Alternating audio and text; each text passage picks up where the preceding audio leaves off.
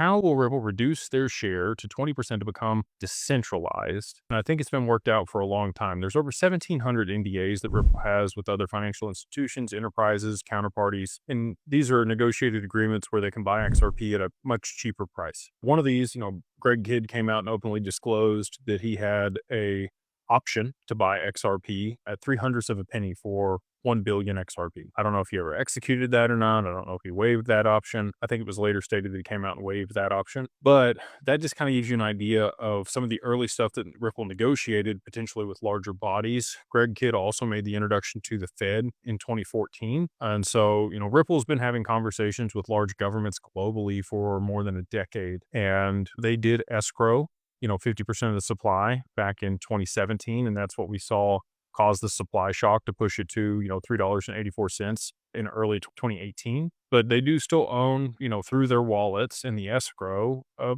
pretty significant portion of the total amount of XRP. I think it's around, 48, 47% that's still in escrow. And they continue to roll that. Each month they get a billion out of escrow that's unlocked, and then they sell what they need to onto the market and they re-escrow a portion of that. So to your point, in the Clarity Act, the way it's written today, they would have another year in order to become compliant. They've been giving grace periods. We saw this in the Genius Act with Tether. They gave them a 3-year window to become compliant with the regulations, that they set out there for US based stablecoins. Yeah. When it comes to, will they hand some over to the US government in order to be able to offset the deficit? I think that's kind of been part of the plan the whole time. David Sachs, he said in the past publicly that the US government has not audited their crypto portfolio. When they were talking about, the Bitcoin reserve and the confiscated Bitcoin that they had, that they were going to put in that reserve, he made the comment that there was no audit of the, total amount of crypto that the government owned. And even if there was, if you have,